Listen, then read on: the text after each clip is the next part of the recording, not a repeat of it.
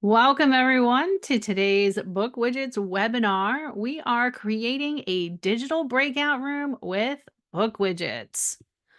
My name is Kate Baker. I am a veteran educator with 25 years experience in education. I taught high school English for 20 of those years before transitioning out of the classroom and into ed tech full time.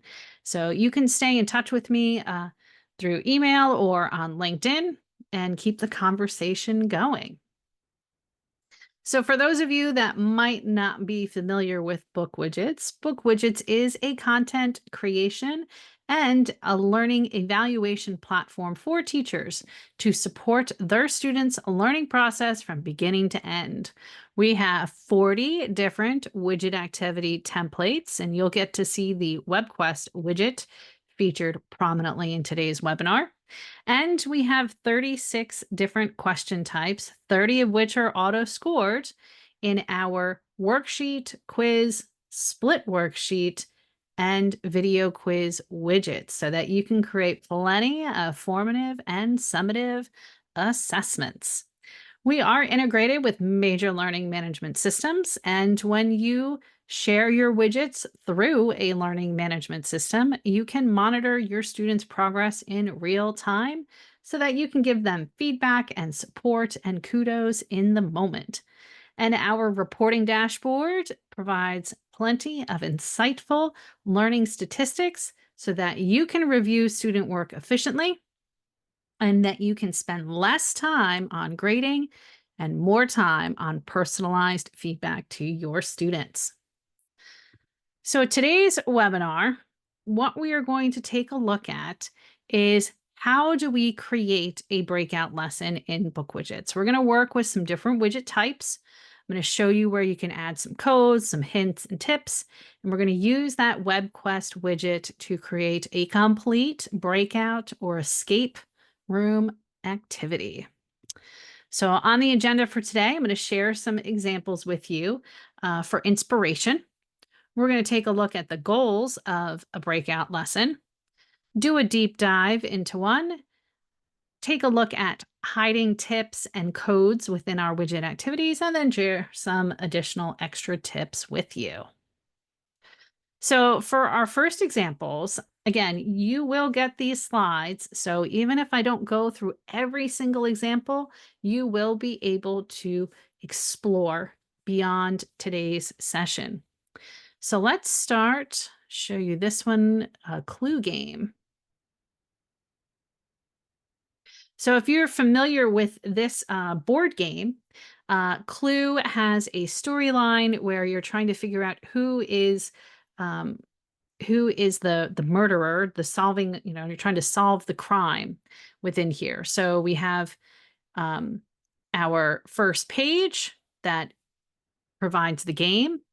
We have some links over here on the side. So the storyline with some images. We have some guided navigation through some hyperlinks that will take you to each of the tabs that are located on the side. And then you'll see also down at the bottom is our navigation of the web quest, the different tabs. So as we take a look at the clue game, there's an embedded randomness widget where they can spin to select their character. We have the game board itself with the floor plan. So an embedded image here. And then they can even navigate to specific rooms. And then we have some embedded widgets that will take them to, this is a hotspot image where they can click on the hotspots and follow the clues to see what is going on. And if you notice, what's really neat is we do have, widgets inside of widgets. So here we have a jigsaw puzzle that is built inside of this particular widget. But then students can navigate back to the game. And you'll see here this icon here for that hotspot image. This is a cover image for the widget itself. So I'll show you some of the behind the scenes of how to add that that cover image in so that you're not seeing the icon of the widget type. So we're not seeing the hotspot image widget type, but instead we're seeing this icon that will take us to that particular widget. So it just adds a little bit more visual design to your web quest and that escape room feel. And then we even have, an embedded notebook here for students too. And again, here's that design with the cover image of the widget. And we're opening up a worksheet widget for students to track, their progression through the clues and this particular game. So this is one example. Let's go take a look at another one. Some for more of a, holiday theme. Escape rooms are great for that. Oops, come on. So here's a Help the Easter Bunny. So again, same kind of design. We have our starting page is the first tab of the web quest. We have some embedded widgets this time. So this particular one is the widget, the before and after picture is embedded right into the webquest page for the students to interact with. And then they can navigate through as they scroll down. Again, hyperlink takes them to the next tab of the web quest. We have another embedded widget here, random images. And what's nice about this too is if you don't have to have your students submitting answers, embedding widgets will make the design a little bit easier for them to navigate through, that they're not clicking into another page. If you do have students submit answers though, you want to have them go to that widget instead. Okay. We have a Halloween murder mystery. There's a treasure hunt.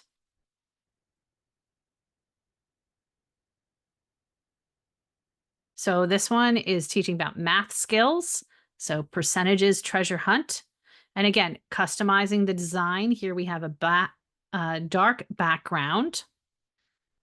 And then students can navigate through. We have embedded media. Here is that widget icon. So this is going to take us to a quiz for them to continue their hunt. And we have our different tabs for the web quest, again, for them to navigate through.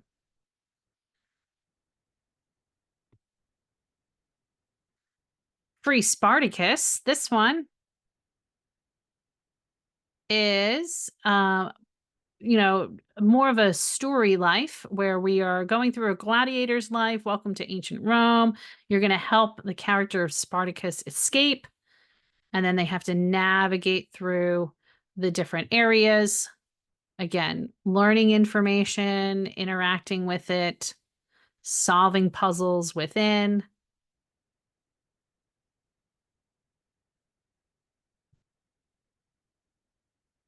You can see utilizing many of those different widget types are featured in here.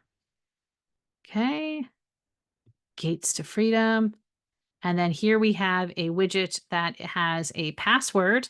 So they have to be able to get the password through the different activities in order to unlock this last puzzle. And then this last one is one I just built this past week, Escape the Poet's Study. So let me show you this one. So this one is, again, kind of a bit of a story for students to follow. They've discovered a hidden door in the library of their school that opens up to a mysterious room. And, we learn that this belongs to Ms. Blythe, a beloved English teacher who's disappeared. And now we need to solve this mystery to unlock her journal and escape this room that we're stuck in. And we have then, again, linked here, I'm ready to go. You click on the link. It takes you to Searching the Poet's Study. And here I've embedded multiple hotspot images using the cover image And then these particular images I actually created in Adobe Express so that I could add in what's, kind of obvious is like objects that I would want them to click on. So as they begin this puzzle, if we go back to the first page, where do they start or begin? I've included a little bit of a clue. Are you ready to step into the poet's shoes? Think like a bard and escape with the hidden verse. I'm ready. And then I have the shoe emoji there. So I'm giving them a little bit of a hint with like shoes as to where to start. And then when we look at the three images, you can see, oh, there's a pair of shoes there. Let's go here. Opens up to the room and we go, oh, let's go click on these shoes. And we get a pop-up message that says there may be poetry found in rain puddles, but to start this journey, look where books are read and seek what's read. Oh, let's go back. Now, when we look at the images and go, oh, what's read? I read things, books. There's a bookshelf. And then I see a red object. There's a second pair of shoes. And then this begins our explanation. And I've embedded a number of different widgets and whatnot within here. So again, I wish I had time for all of us to go through this step by step and escape the poet's study.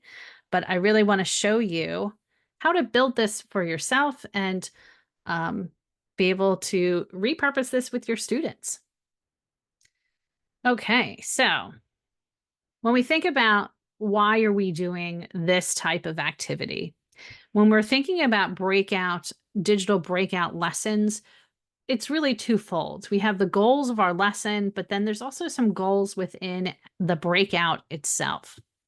So when we think about why are we doing this type of activity? Well, it's about problem solving and thinking. So we're having students use active learning, strategic thinking.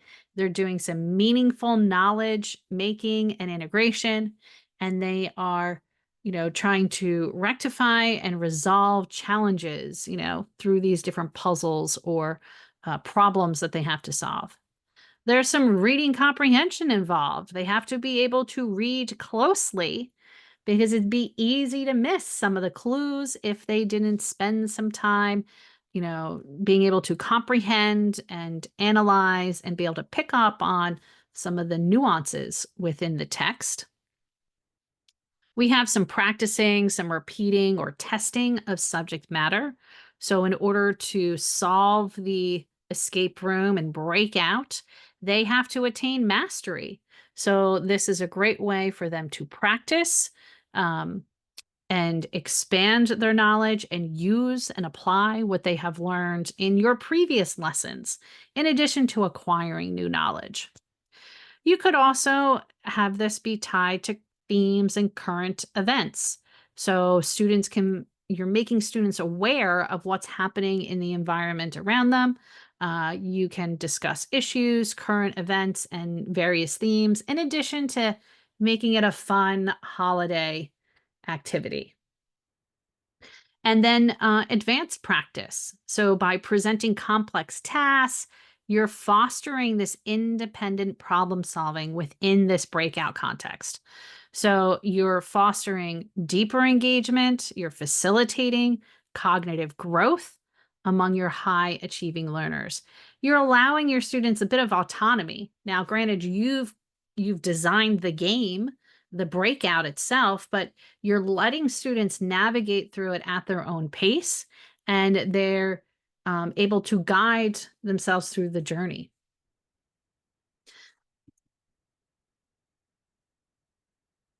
And then when we think about the goals within the breakout lesson itself, like what is the goal of the lesson? What is the finish line? Part of it could be to break the code or, open the lock. So you're rescuing or finding a character, you're opening a door, you're literally escaping the room. It could be achieving a badge like a digital certificate or, some sort of award or trophy. And this can be for honor and just prestige of, yes, I have my digital sticker of a gold star. Good job. And it could also be about just a reward that you're leading them to a treasure with some treats. It could have some tips for homework, tests, or exams. It could be for extra credit to help them improve their game.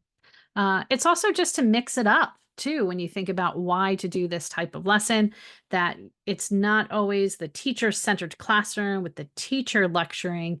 Instead, we get, it's very student-centered with them exploring and applying and being inquisitive throughout the game.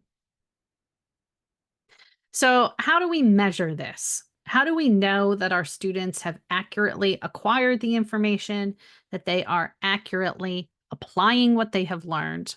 Well, one thing that you can do is use an embedded quiz, video quiz, worksheet, or split worksheet as a summative assessment at the end of the work of the web quest. So, kind of think of this like working backwards. So, what you can do is have within your general settings, you want to set up a startup password, and then you want to add that, the quiz, video quiz worksheet or split worksheet to the last tab of your web quest.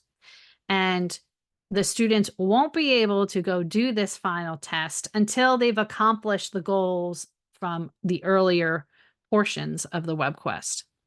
So, for example, and then if you want to like have them get an award because they've achieved this. So here again, here's this particular widget we're linking to, but we need to know what the password was to get in. And then here we get, for solving the Easter Bunny, here they get a badge, a digital sticker, that they can add to their portfolio or whoever else it may be. And that's nice to get that little bit of positive reinforcement too at the end of the assessment. You can also ask some reflective questions once they've unlocked the end and they've completed the goal. So you can find out, for them to think metacognitively about what they've learned and what was their process. How did they overcome different challenges? How did they solve the problems? And have them really be reflective and looking back at exactly what they did. The other thing you want to build into this too is it also in the general settings of your widgets is within the correction and scoring options, the automated feedback. So students will receive automatic feedback based on their score. So if they've met proficiency, they can get that automatic feedback, and then they can that will give them the next clue, or it will give them the overall reward. But if they don't meet proficiency, it'll send, may be able to give them a hint or send them back to the activity to complete it. Okay. But utilizing the startup passwords and the automatic feedback are going to be two key features in this web quest experience. And then speaking of the WebQuest widget itself, the last tab of the WebQuest, you want to have a password for them to unlock. When you have a password on the last tab, you will see a icon that it's the lock icon. And again, they can't access it unless they have entered that tab. So let's go take a look at an example. So here we have our Spartacus game again, the gladiator's life. You see down at the very bottom of our screen, we have our different tabs for the different areas where we are helping Spartacus. And then the gate to freedom, the very last tab here has that lock icon, and they have to enter that password in to unlock it.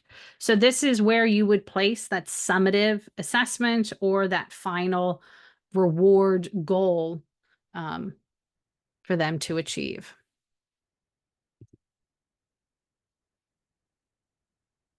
So let's go take a look at that poet's study, Escaping the Poet's Study. I'm going to open this up in a new tab, but also share the link with you if you'd like to play along.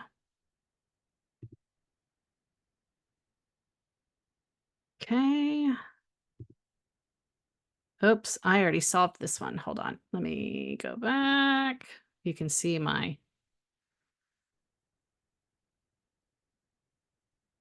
thing, but let me grab the link and put it there. Okay, so the link is now um, in the chat if you would like to play along. So I've already showed you that the progression for this is we start on this first page. We have the shoes, sends you to the poet's study, where I have these 3 embedded hotspot images.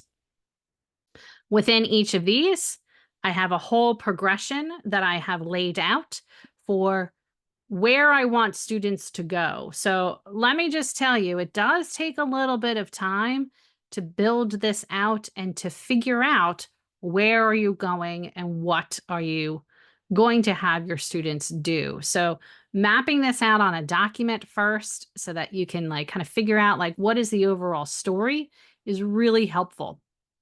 And then you can start to build the pieces. And I highly encourage that you repurpose your existing materials and resources that you already have and that your students may already have encountered. So let me switch over. So you have this to play with so you can navigate through, but let me switch over to the editor view so that you can take a look at the behind the scenes of how I created this activity. So first off, my very first tip for you with doing this is to create a folder in which you will have all of your widgets for this WebQuest together. So I have built out this WebQuest. I have my folder, Escape the Poet's Study. This is located in the BookWidgets blog group, so you too can log in and access these different games. So when you're in the BookWidgets blog group, this is a great place to go for just any sort of activity because every widget we have made for blog posts, for webinars, is featured in this group. So you can really scroll down and you can see, and it's all organized by theme or content. We have, for the Easter one, we have that board game. We have a web quest. So you can go find that. We have the Escape the Classroom folder. There's also the Clue folder too for that clue game. And I'm going to go back to my Escape the Classroom and go into my Escape the Poet's Study.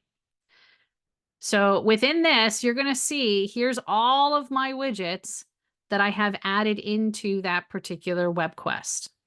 And then I have the web quest itself is located here. So again, first tip, when you're building this out, make sure that you have a folder within your BookWidgets, your Create tab, where you're going to put all of the things to create your breakout game. So when we're in the escape room, the other tip I have is in the About section. This is where you want to list out what your progression is for this escape room. Where are students going to go? You can include within this, what things I'm having them do, what clue is revealed to them, and then also if there is a password for them to enter for that particular item. So I know you're getting all the answers right here. Don't take a screenshot because I want actually to try. Okay. So you can see this is really useful. The About section. Students never see this. The only people that can see About is you and any collaborators. So if you have shared this widget, if it's in a shared folder, so like this widget is in the BookWidgets blog group, which you have access to, you can see this. So this is only available to editors. For our tabs, this is where you will configure the tabs for your WebQuest. You always want to have that first starting tab of where you're beginning the experience. And you can see here is our new updated rich text editor. And this is where you can, add in your text. You can add in images. You can also insert numerous other things as well to build it out. And then if you need to put in a tab password, that's where you would put it underneath. So let me go back, unlock the door. I know I did put my password in. Shh, don't take a look at it. Okay. All right. So for our different tabs, you can see here they are. I'm going to go to my search the study. And then here you can see I have my embedded widgets. So for each of these widgets, what I've done is I've gone to insert. Let's go this way. I'll come right here so I can delete this easily. I'm going to go insert, and I can insert a widget. And then I can pick from my widgets to access it and add it in. If you don't have a cover image for your widget, you will see the widget icon. But if you have a cover image, it will appear like this. Okay. So let me close this tab. Don't update. And then you'll see the poet's desk. This is one of my hotspot images. So let me open up this one. So here we can see this is my background image of my poet's desk. And I created this actually in Adobe Express. And, created this using some different layers because I wanted to make sure it was obvious that there were things I wanted them to click on. So here, when I go to design, and then I go to cover image, you can see here is that image that I've uploaded. So that's just also a nice little tip. Okay. So again, being able to build this out, you're inserting widgets, you are having, again, the storyline, thinking about what you want them to be able to do within the widget, and you're housing all of your materials within the folder for that WebQuest. Now, if you want to utilize startup passwords for specific widgets, your startup passwords will only be available in the worksheet, the quiz, the split worksheet, the whiteboard, okay? Your game widgets do not have a startup password. So let me just pull up this one. I made a crossword puzzle. And all this is a worksheet widget with one question. So this is how you can kind of get around a little bit by doing a little bit of a formative assessment or an activity that you want them to solve for. So just do a worksheet or a quiz with one question. So when you go to add question, you can see here's all of our different question types. Now, to save yourself time and energy and to make sure that your students can navigate through this without having to wait for you, choose the question types that have automatic scoring. And then what you want to do, so here I have my crossword question. I have my items that are listed here. When I go to reporting, I'm going to uncheck the box, enable submitting of answers, because I do not need to collect their work. I don't want it. I know that they're working as they progress through the game. And then under general, what I want to make sure that I do is come up here to correction and scoring options.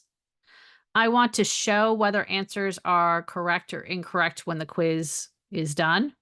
I don't want to show the correct answers though, so I uncheck that box because I don't want my students to know what the answers are or I don't want them to share it with their classmate, really.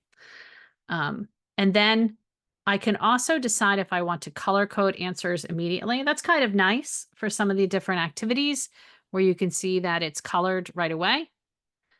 Scoring, they don't really need to know scores. It's not relevant. So that's a no. I do allow students to correct or update answers. So you do want to check that box because as they're progressing for the game, if they've gotten something wrong, you want them to be able to go back and fix it so that they can continue moving forward. And then here is that automated feedback. You do the 100, gives them the next clue or gives them like the reward words, that information. And then make sure you add a second one. I'm going to change this to 99 because I want to make sure that my students have this. They either get it all correct or not. And then if they don't have it all correct, the automatic feedback gives them this message where they will click the pencil icon in the upper corner to edit their answers. Okay. So I'm going to just hit update and make sure they have that. The other thing too, as far as showing feedback, because I'm not returning work to them, it's all within the game. I just need it to be in the widget. Okay. And I'm going to hit update on that and make sure it's there. Okay. So again, behind the scenes, when you go into general, your general settings in your worksheet is going to be where you are assessing their learning, making sure that they've acquired the information correctly and accurately, demonstrating that they know it, and then being able to connect it to other parts of the game using the automatic feedback. Now for games, what's great about the games is you can use them for revealing clues, but you could also use them as red herrings. So within my WebQuest, let's go take a look at the poet's desk. So I have some red herrings that are built in here because if I get students that just come in and are like, hey, I'm going to start clicking around. I have, let's see here. You can see if you watch my cursor, it changes from an arrow to a finger to let me know that there's something clickable. Oh, time to move on.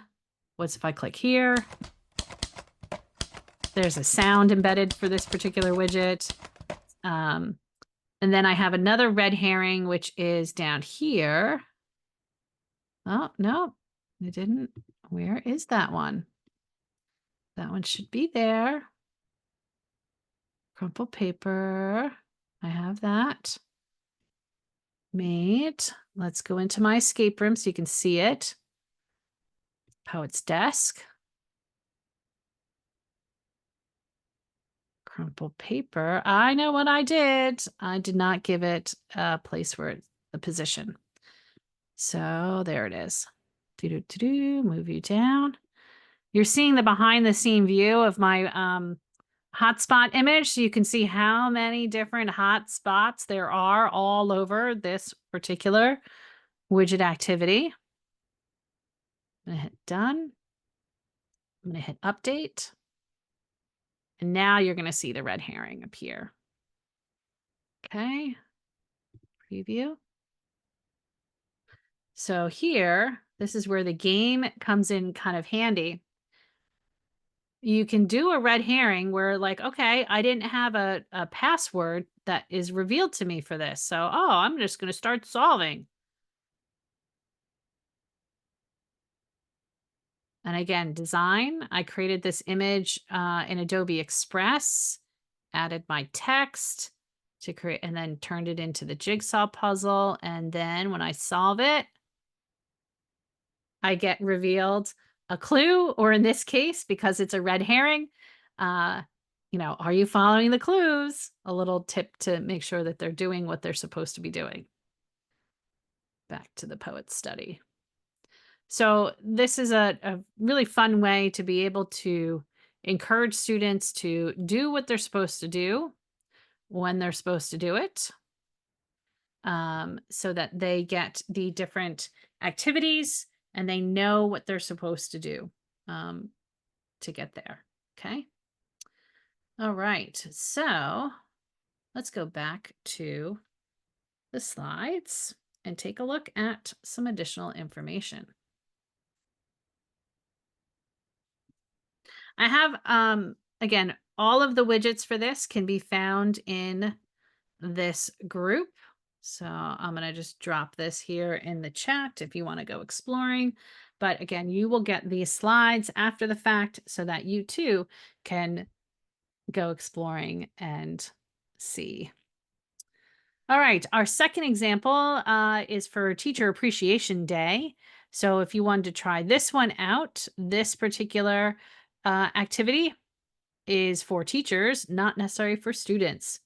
And we have, within this one, we have a big surprise and that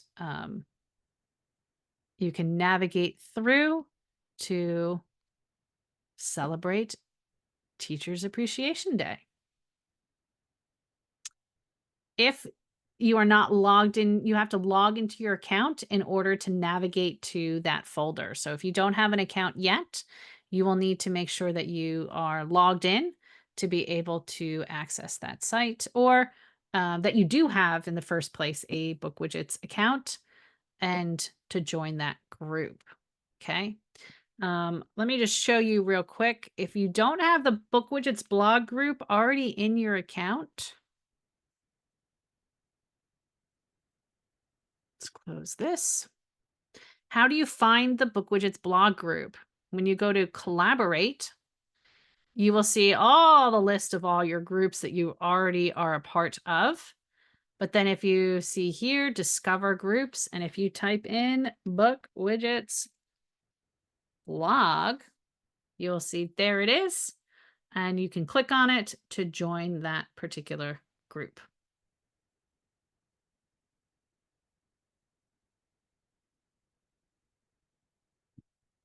All right. Let's keep on moving. All right. So let me recap some of the tips and tricks that I've shared with you already.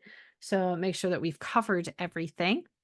So you're going to use various widgets to creatively hide tips and passcodes. So the game widgets, photo and video widgets, and then using practice and assessment widgets.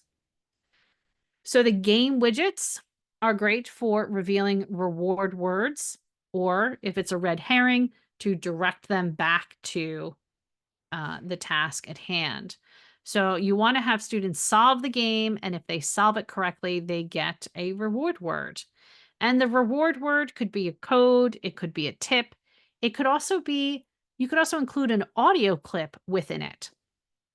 And then what I really love is with that jigsaw puzzle, I showed you an example of a red herring, but you could also hide the hint directly within the puzzle. So as you are making different, as you're making your images to use for this, here's this crossword puzzle, or sorry, yep, jigsaw puzzle that I already got to jump on solving. And then when they solve the picture, we just found the murder weapon. This was in the Halloween murder web quest. So now we can see through the picture. And if I'm like, oh, I can't see that because the words are kind of in the way, I can move it around and now I can see the picture a little bit better. I can also go into design when I go into preview, and I can adjust the reward word so that it's smaller, so that it's not taking up all the space. Let's show you another one. Okay, so we get the instructions here, match each author to its poem to move on to the next, to unlock the next thing. Okay, and within this pair matching, we have images. So we have screenshots of different poems. And then we have some accessibility with color coding. But if your students do not are perceptually impaired and have trouble seeing colors, we also have the icons in the bottom corner that let them know that they have made a match. And then, oh, I know it's this one. Now my last two. Mr. President, Dr. Biden, Madam Vice President. I know this is Amanda Gorman's poem. And then we have this one. You may write me down in history with your bitter, twisted lies. You may trod me in the very dirt. And I know that that is Maya Angelou. And then now we get our next clue. The bird above guards the next clue. Though his tails may be dark, your path evermore will be bright. And I know that this is part of the poet study, and it will take them to the next activity.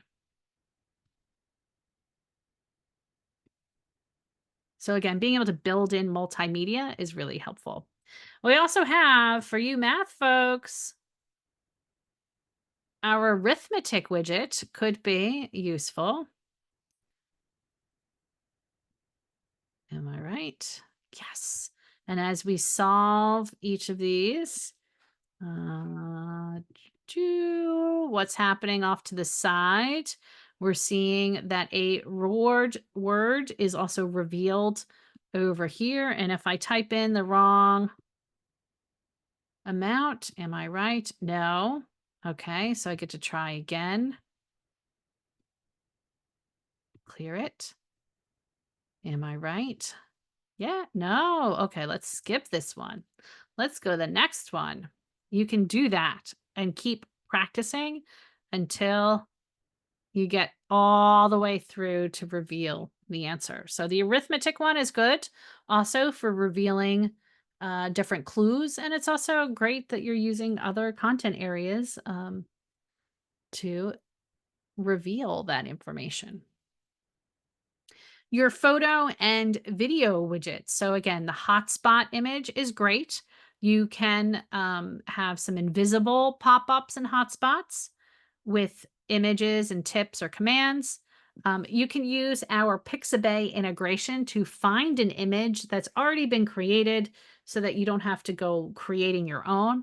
But if you like to be creative and you want to make your own images, I highly recommend Adobe Express. You also have Canva or Google Slides. So I've showed you my poet's desk and my poet's bookshelf, but you can see that this has quite a number of objects in it that probably weren't in the original image. And could you use generative AI to make a make an image for your web quest? Sure. But it's kind of fun to be able, I like making my own anyway. And then what you can do within this is you can embed images. So I love memes. One simply does not just click around randomly looking for clues. Once again, asking you to keep looking for clues. And then we get, here's a word search puzzle that's embedded in there. Da-da-da-da. So we, again, can be working on fine motor skills. We can be tapping into their understanding of the content. And then what's revealed to them is, a code, or it could be, again, a red herring. So we have these here.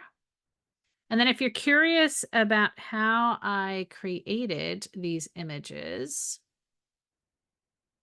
it might be one more tab over.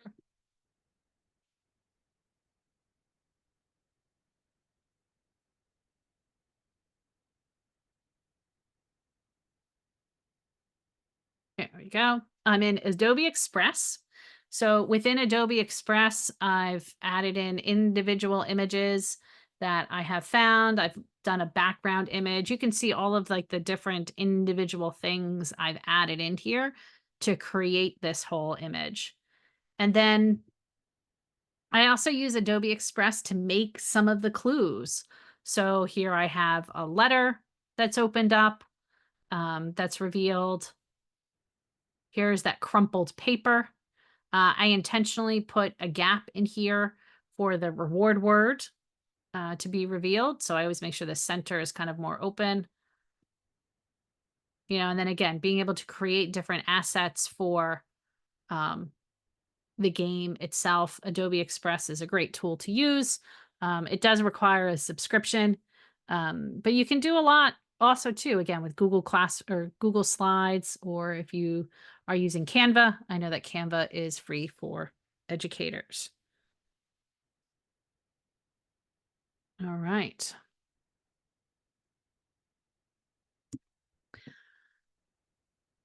Another photo widget to try is our image viewer. So you can hide tips within an image. Students can use the zoom tool to inspect and search the image. I love this one.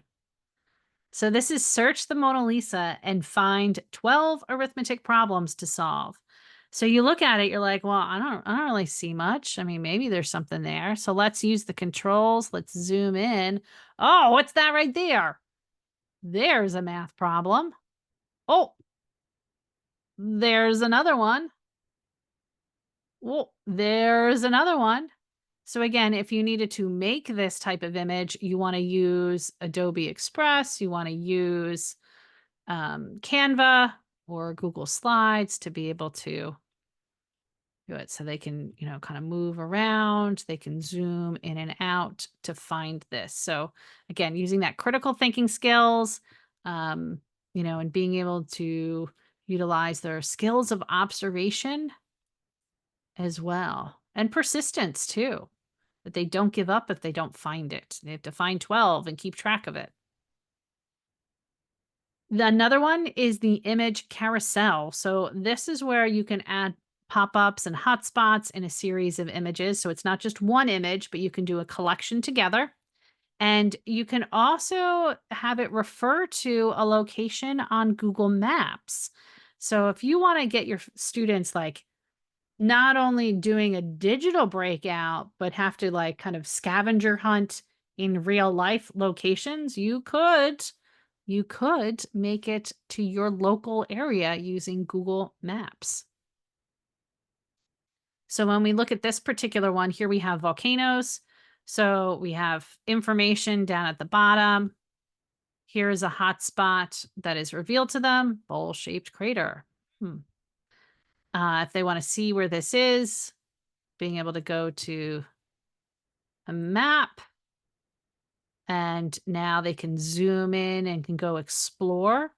They can even take their little person here if you drag them over, and you can like zoom in and get to the location. And then you can use the controls in Google Maps Street View. This is why I love the image viewer. This is so much fun. You can have them kind of virtually explore if they can't go on, a real life physical trip, that they can go checking it out. And if they zoom in, move the map, let's keep going, zooming in. You have to make sure that before you drop your guy, that you zoom in as close as you can to get to where you want to see it.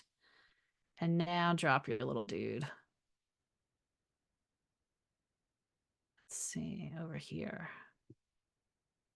And then now, again, using the map controls, you can even like walk through places too, which is kind of neat. Here we are at the observation tower up at the top of the mountain. So that's pretty neat. Okay, let's get out of the map and go back to the image carousel. So again, as we zip through, they're seeing different examples of volcanoes. They can use the map and navigate to it. And then I guarantee you that little hotspot image, the little pop-up, text pop-up was probably a clue for one of the breakout games. All right. When it comes to practicing an assessment, so automatic feedback based on the score is really important again to keep students moving along and to minimize your time having to grade. So, scaffolding the knowledge, students who pass, they will receive that password or tip to continue. They may enter a password in as the startup for the next activity. And then how you set that up is in general. You go to your correction options and feedback. And again, also enable the option allow editing, as I showed you already. Additionally, you can add in riddles and clues in questions and in flashcards. So you can use a variety of question formats to unveil the correct solutions, either right away or um, after they have answered all of it. So again, your 4 widget types with your 36 different questions, the quiz, the video quiz, the worksheet, or the split worksheet. But then you could also hide in clues within flashcards. So open link in new window. Here we go. So this is a fun one. Here we have this on the side. You know, students can slide this back and forth. Use the grid on the side to discover the secret sentence. So this is a split worksheet. The first letter, 3, 4. 1, 2, 3. 1, 2, 3, 4 is an F. Is that right? No, nothing happened. Let's go the other way. Let's go 3 down. 1, 2, 3, and then 4 over. 1, 2, 3, 4. Let's try W. That was right. Did you see it?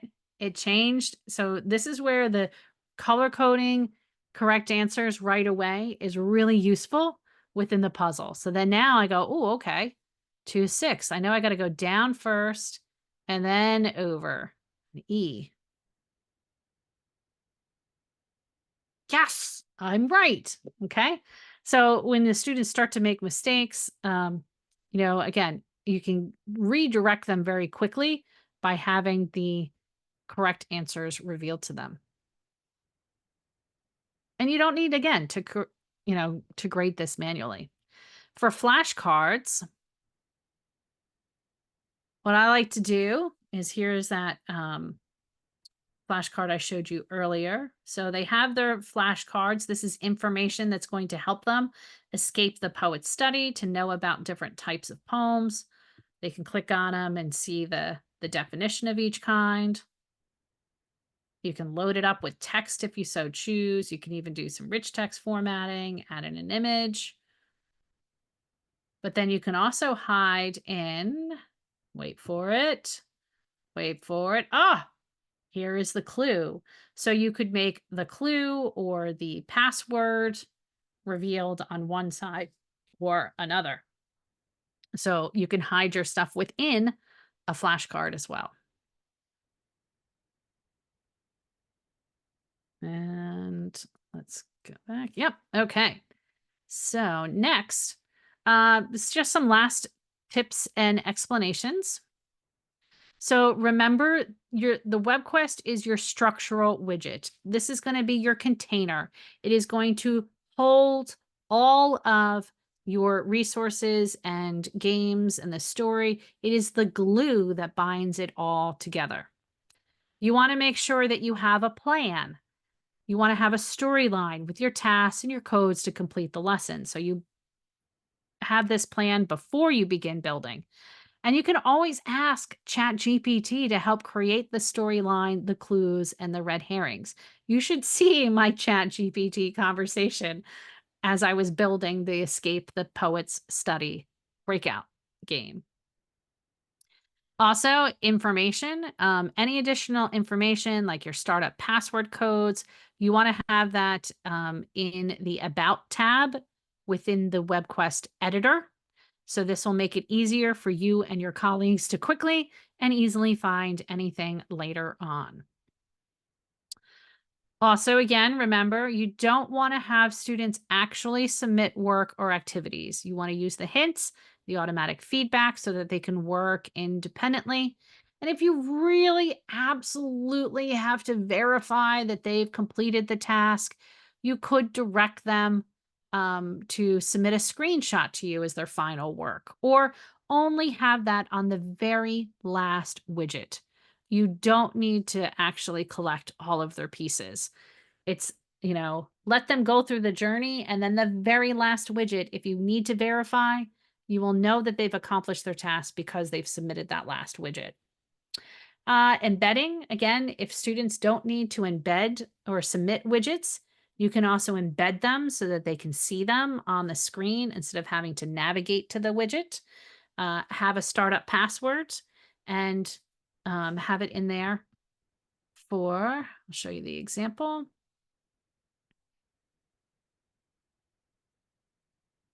So that startup password is going to prevent them from being able to move into it. And then now you can see, look for the hidden content. Okay. They can't get started until they had that passcode. And embedding it makes it just a little bit nicer visually, but you can also use that cover image as well.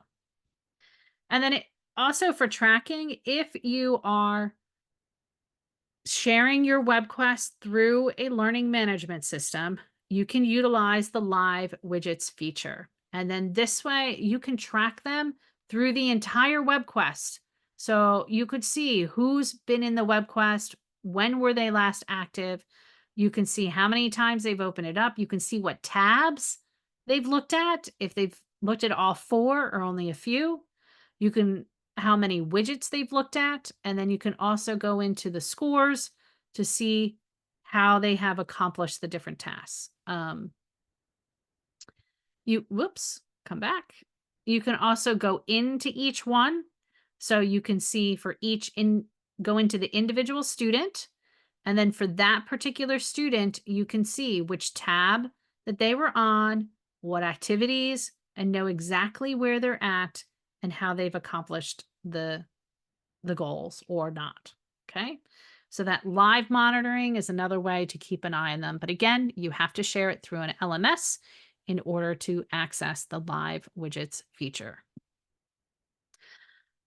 Some additional ideas, you could get them away from the screen. So you could hide tips, clues, and answers in your classroom or in common areas. You can also use an actual box with a lock to have them escape the classroom or have the treasure revealed to them. You can also use QR codes so that students are like getting up and yeah, maybe they have tablets that they can use or their cell phones that they can use to scan the hidden QR codes that will take them to the widgets and the activities. So again, it doesn't always have to be faces and screen. You can make this multimodal. All right, just some last handy links and resources before we do our Q&A. Always go to support@bookwidgets.com. Email us if you ever have an issue. Our Teacher Academy with the webinars has recordings of previous webinars and our upcoming webinars. We're going to be doing a new webinar every month coming up, so check out that page. Our tutorials and knowledge base is a great place to go when you have questions about the functionality of BookWidgets. Our BookWidgets Facebook group is awesome for connecting with other educators around the world who are using BookWidgets, and that BookWidgets blog and group is a cornucopia of awesome resources. Within the blog, I know our the updates to the WebQuest. You can find all of that in this article here, 9 Steps for Teachers to Create the Ultimate Digital Lesson. In addition, you can find other articles. You can search by keyword to find them as well. Scroll through. There's so many wonderful articles and resources here. And again, every widget activity that's included in a blog article is located in that blog group in BookWidgets itself. So I want to thank you all for attending today's webinar. I am so glad our roads crossed.